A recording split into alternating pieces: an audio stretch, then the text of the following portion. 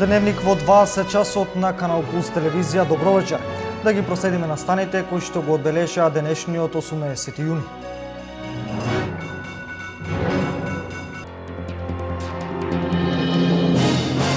Четворица учесници на шарената револуција од Прилеп деновиве добија записници за констатиран прекршок и платни налози со кои, согласно Законот за јавна чистота, им се изрекува глоба во висина од 50 евра во денарска противредност. Високите температури погодни за размножување на бактерии во храната. Топлото време е идеално за развивање на салмонела, стафилокока и клостридија. Епидемиолозите апелираат на соодветно чување на храната и зголемено ниво на хигиена. Жителите на Пробиштипското село Кундино за околу 1 месец конечно ќе добијат чиста вода за пиење. Општина Пробиштип го реализира проектот во соработка со Кратовското комунално предпријатие. За овој проект преку Министерството за животна средина обезбедени се 1,5 милиони денари. Четворица учесници на шарената револуција од Прилеп деновиве добија записници за констатиран прекршок и платни налози, со кои согласно Законот за јавна чистота им се изрекува глоба во висина од 50 евра во денарска противредност.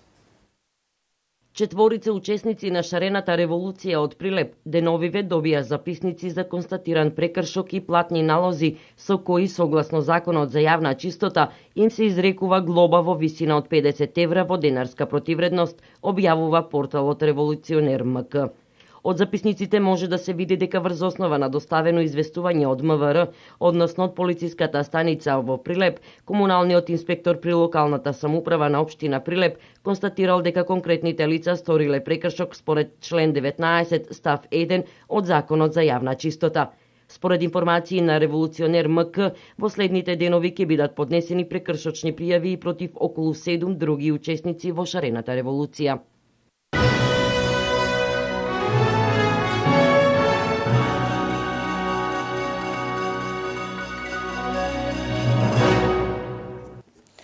Белгискиот туроператор Томас Кук од понеделник ќе почне да лета над македонско тло и на Охридскиот аеродром ќе ги донесе првите белгиски туристи.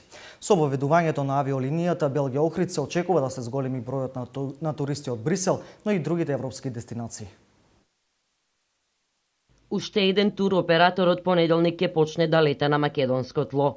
Станува збор за белгискиот туроператор Томас Кук, кој во понеделник наутро ќе ги донесе првите белгиски туристи, а ќе нуди летови на релација Белгија-Охрид. Според првичните најави кога беше представувана авиокомпанијата пред јавноста, започнувајќи од јули 2016 година, за почеток ќе има по минимум еден чартер лет, а договорот со овој белгиски туроператор ќе влијае врз подобрување на странскиот организиран туристички промет во државата, ќе се раздвижи на прво место локалната економија, но и економијата на државно ниво. На официјалниот почеток на оваа авиолинија најавено е обраќање на представници од ТАФ Македонија, туроператорот Томас Кук, Агенцијата за промоција и поддршка на туризмот и од локалната самоуправа на Охрид. Со воведувањето на оваа авиолинија се очекува да се зголеми бројот на туристи од Брисел, но и другите европски дестинации.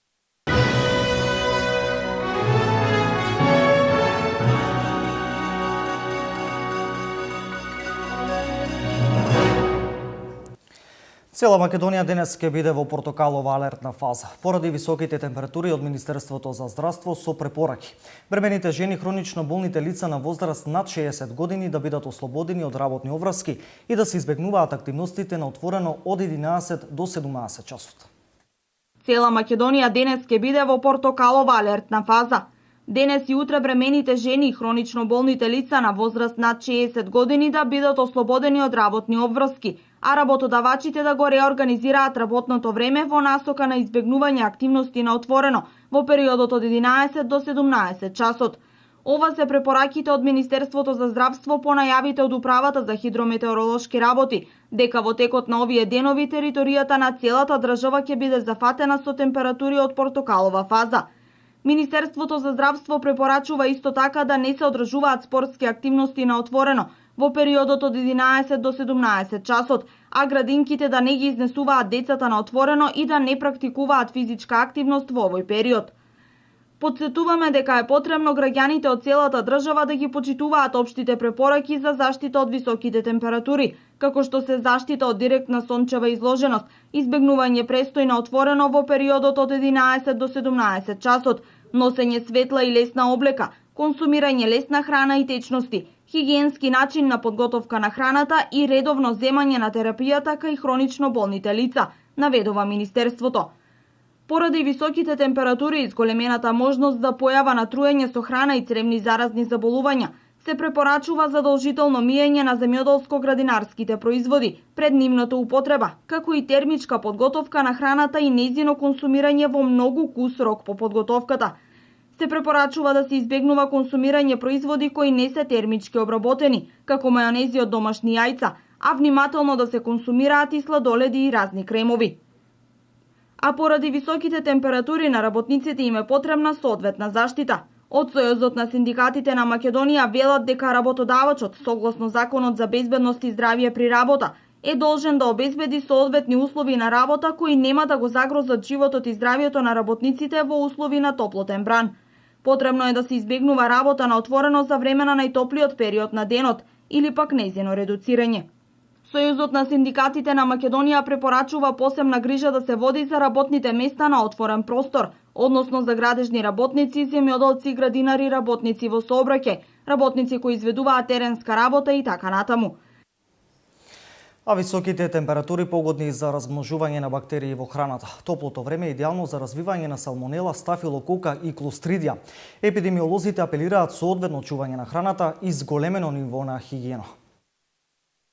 Високите температури и влажноста на воздухот се погодни за размножување на бактериите во храната, па затоа во овој период труењата со храна или инфекциите со храна се позачестени. 90% од нив се од бактериска природа, додека само 10% се вирусни. Топлото време е идеално за развивање на салмонела, стафилокока и клостридија, кои се задржуваат на намирниците кои се чувствителни на температура.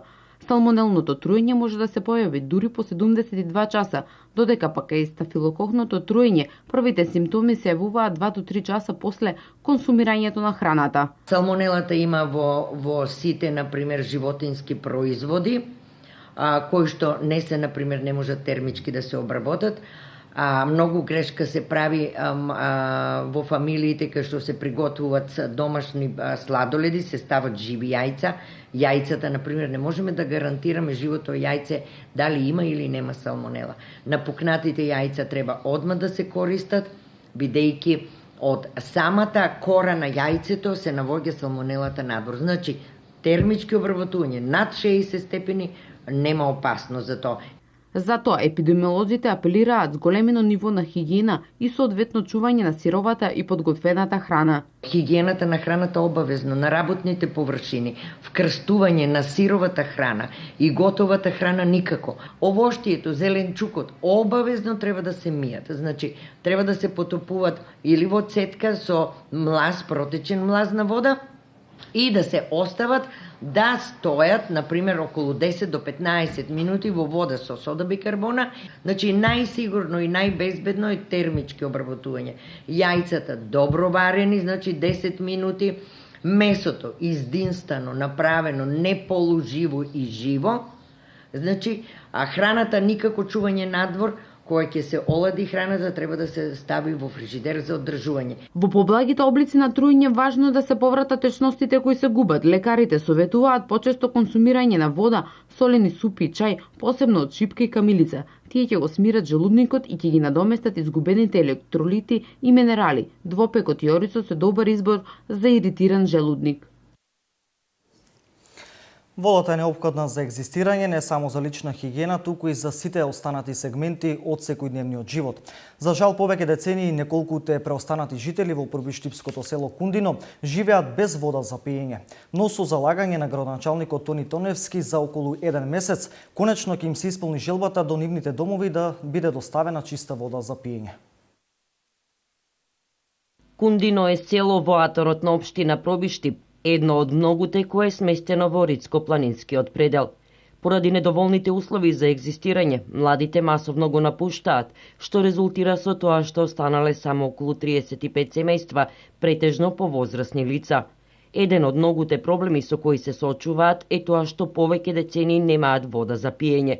Велат, принудени се во големи шишиња да полнат од блиските бунари. но наскоро овој проблем ќе им биде решен, со тоа што од локалната самоуправа се прават напори конечно во нивните домови да биде доставена чиста вода за пиење. Водата многу нешто ќе значи за нашето село.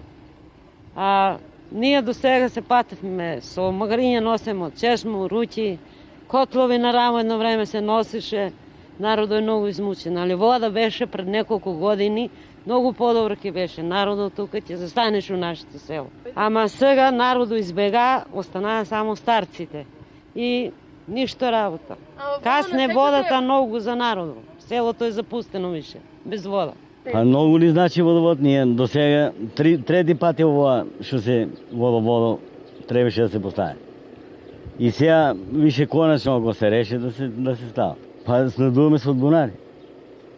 Имаме чешма една доле од селото, тоа е. До сега во неколку наврати направени се обиди да профункционира водоводниот систем, но не било возможно поради несоодветниот терен каде се наоѓа селото. Единствениот начин за реализирање е приклучување кон водоснабдителниот систем на соседната општина Кратово. Ние веќе постигнавме договор со јавното предпријатие Силком од Кратово, кое што ни даде согласност да се приклучиме на нивниот цевковод, кој што доаѓа од Браната Кнежево на местноста викана Жгури. Веќе имаме изградено филтер станица, имаме изградено резервар, дел од трасата, треба да се направат околу 19 шахти, вклучувајќи и приклучната шахта на водоводот од Кратово. Во овие шахти треба да се вградат фасонски делови, вентили, воздушни вентили. Паралелно со овие активности од Кратовското комунално предпријатие треба да инсталираат и приклучоци од повеќето шахти до секој од домаќинствата и да постават водомери, а од општина Пробиштип ќе се направат напори жителите на Кундино да немаат никакви трошоци, освен да плаќаат за водата која ќе ја користат. Иако задоволни што конечно ќе добијат вода, жителите на Кундино истакнаат дека за да се врати животот, односно да се вратат младите, недостасуваат уште неколку услови, а дел од нив се следниве. Немаме ништо, никакви услови за живеачко нашето село немаме моментално. Во Рицко-планинско место, неразвиено подрачје, нема никакви удобства. Инсталирањето на водоснабдителниот систем во село Кундино треба да заврши за 1 месец, а општина Пробиштип го реализира во соработка со Министерството за животна средина со вкупна инвестиција од 1,5 милиони денари.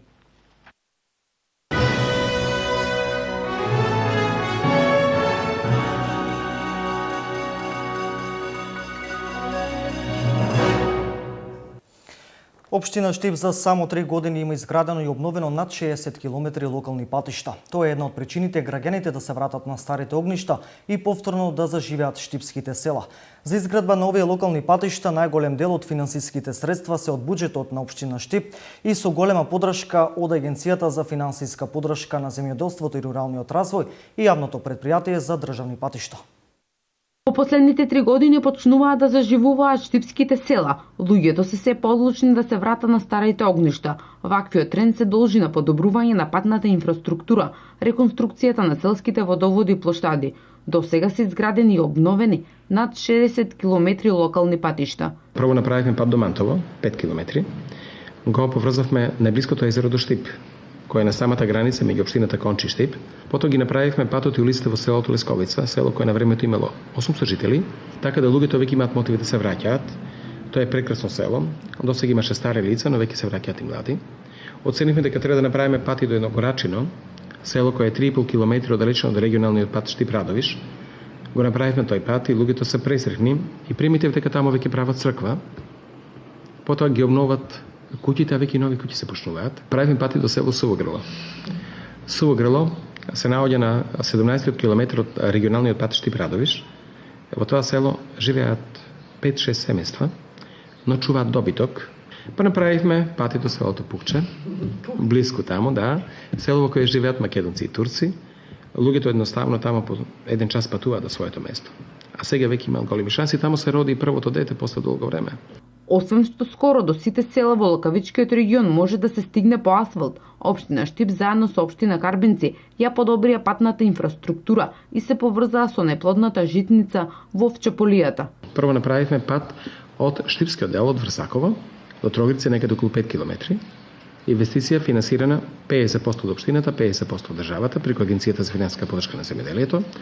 Направивме автострада, но истовремено општина Карбинци го направи патот од Балван до Долно Трогирци и тој пат сега ќе го обновиме од Врсаково до Судик до Три чешми и ќе имаме 20 километри одличен пат, но истовремено тоа ќе бидат и велосипедски патики. Значи направивме нешто за рекреација, порамнен дел, по Вчеполието. За изградба нови локални патишта најголем дел од финансиските средства се од буџетот на општина Штип и со голема поддршка од Агенцијата за финансиска поддршка на земјоделството и руралниот развој и јавното претпријатие за државни патишта. Според информација од општина Штип, денес започна асфалтирањето на 14 улици во приградската населба Караорман, за што се обезбедени средства во износ од 100.000 евра, а што се однесува до останатите општини во регионот преку Центарот за развој на Источен плански регион. Во наредниот период ќе се реализираат голем број проекти наменети за инфраструктурниот развој. За оваа цел обезбедени се средства од над 100 милиони денари преку Агенцијата за финансиска поддршка на земјоделието и руралниот развој, Швајцарската агенција за развој и соработка и меѓугранична соработка со Република Бугарија. Вработените во Центарот за развој на Источниот плански регион активно работат на планирање и реализација на проекти значени за инфраструктурниот развој во регионот.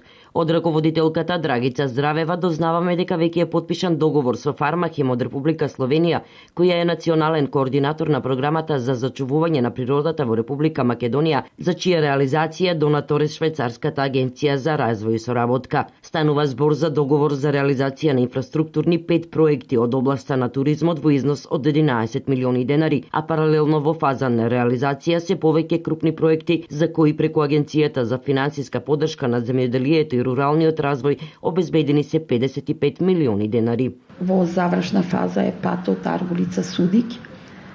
Исто така во овој дел и мостот на Бунеш, на реката. Тоа е исто така инфраструктурен проект. Имаме исто и 3 локални патишта, сите се во фаза на реализација.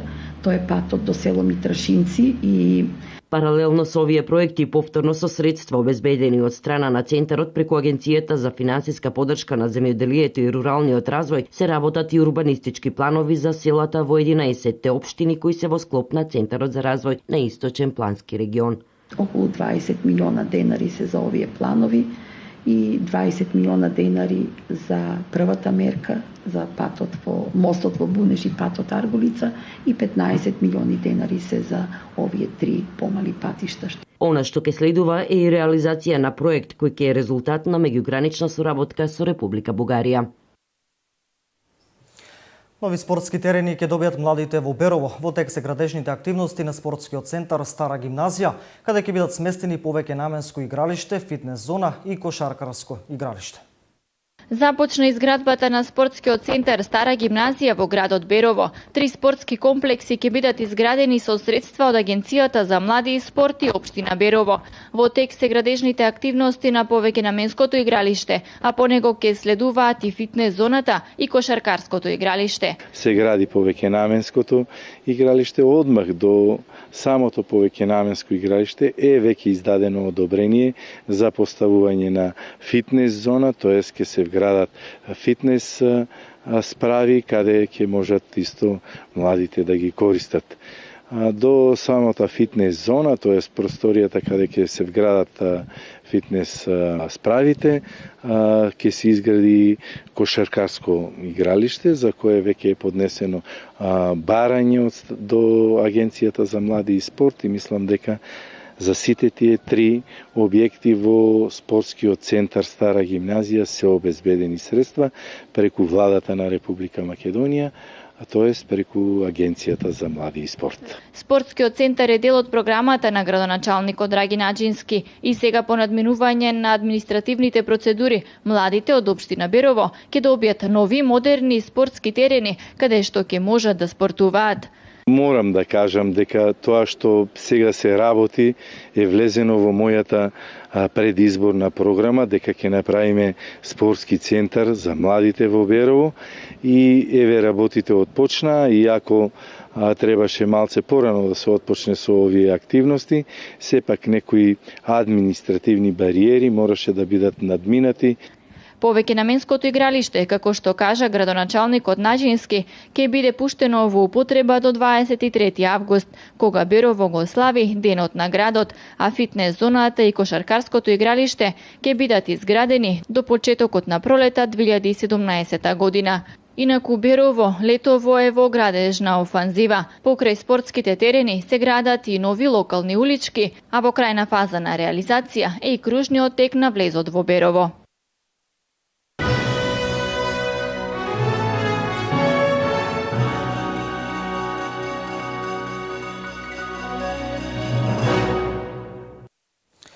Овоштарството и градинарството во источниот регион е во експанзија. Во моментот само под Вишни има околу 1000 хектари.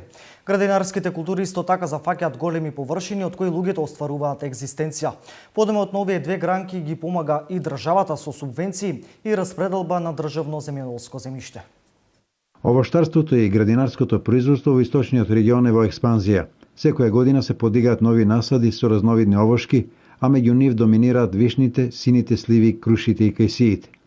Интересот за зголемување на површините е како резултат на организираниот откуп, поволните откупни цени и секако субвенциите што државата ги дава за единица површина. Вишните се на 30 хектара површина, започнавме на берба на 9 јуни. Годинава родот е намалено 30 до 40%, бидејќи ни измрзна. Пласмано го вршиме во фабриката во Свети Николе и фабриката во Арголица. Покрај овоштарството се зголемуваат и површините со градинарски производи, под пластеници и стакленици, но и под отворено. Лани правевме проба некаде на 120 декари, посадивме некој домат и се покаже успешно. Затоа направивме набавка на еден комбајн, кој што вредноста беше и до 160.000 евра. Целото производство е контролирано, од Балкан Еко Фруит. Се занимава исклучувано со преработка на овошје и зеленчук, сме заинтересирани за производство на домати за фабриката во Свети Николе Балкан Еко Фруит. Во овој регион веќе функционираат или се отвораат нови преработувачки капацитети во кои се врши финалната обработка и преработка на овошјето и зеленчукот. Минатата година беше еден вид пробно производство, со што после искуството од минатата сезона ние склопивме еден проект преку ИПАРД програмата, проект со кој ќе се надополни во главно еден голем дел од опремата која што овде е амортизирана, но пред се ќе се набави една нова машина која што ќе ни овозможи овде да произведуваме производ, тоа е доматно пире во асептично полнење, производ кој што во Македонија моментално не се произведува и македонскиот пазар зависи 100% од увоз. Трендот на зголемување на површините според добрите познавачи на состојбите во овој сектор треба да продолжи во наредниот период. Во таа насока се и заложбите на државата преку распределба на државно земјоделско земјиште, како и други мерки како што се воведување систем капка по капка, кредитните линии, да овозможи услови за поинтензивен развој на споменатата земјоделска гранка.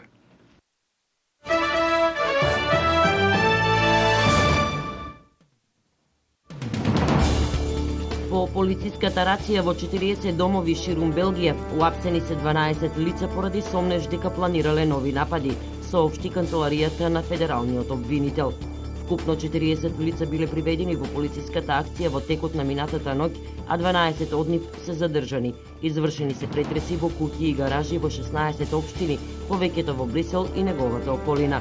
Потврдено е дека во текот на операцијата немало никакви инциденти и не се откриени оружја и експлозивни направи, а дополнителни детали не се соопштуваат. Локалните медиуми соопштуваат дека од синоќа белгискиот премиер Шарл Мишел, како и министрите за правда, за внатрешни и за надворешни работи и нивните семејства се поставени под зајакното обезбедување. Се тврди дека двата настани не се поврзани. Претходно во текот на оваа недела разузнавачки служби предупредија дека кон Белгија и Франција тргнале нови терористички групи поради извршување напади. Според овие информации, можните места за нов терористички напад се масовни настани, трговски центри, ресторани од американскиот синџир за брза храна. Косовскиот министер за животна средина Фери Тагани вчера поднесе оставка, откако обвинител најави обвиненија против него поради корупција додека бил министер за здравство во претходната влада. Агани е меѓу оние 64 лица, од кои 44 се лекари, кои беа обвинети оваа недела поради земање подкупи за испраќање пациенти, од кои некои се веќе починати во две приватни болници. Лекарите добивале до 500 евра за испраќање на пациентите во приватни клиники. Барам да бидам ослободен од функцијата до моментот кога ќе бидам прогласен дека сум виновен, напиша Агани во писмото до косовскиот премиер Иса Мустафа. Агани, кој е обвинет дека потпишал документи кои довеле до тоа на приватните клиники да бидат платени 4,5 милиони евра, изјави дека целосно ќе соработува со властите. Од 1 јануари 2017 година во Филаделфија ќе биде воведен данок за засладени пијалоци. Градскиот совет на Филаделфија одобри данок од 50 центи на 1 литар газирани и засладени пијалоци. Традиционалното пакување лименка од 335 милилитри ќе чини 18 центи повеќе. Дополнителниот данок ќе се плаќа, а се очекува да се соберат 90 милиони долари годишно. Тие средства ќе бидат наменети за државните училишта, градинки и други јавни институции.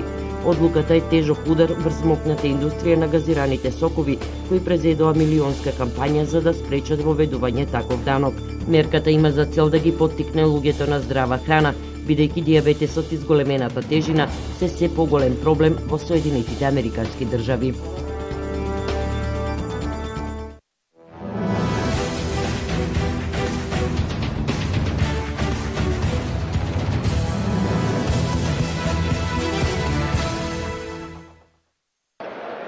Македонската ракометна репрезентација ќе се најде во третиот чешир на ждрепката на групите за светското првенство во 2017 година, што ќе се одржи во Париз в четврток.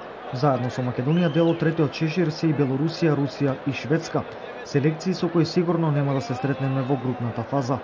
Престојното светско првенство ќе се одржи од 11 до 29 јануари во 2017 година и тоа во 8 француски градови во Париз, Нант, Лил, Албервил, Руен, Мец, Монпеле и Брест.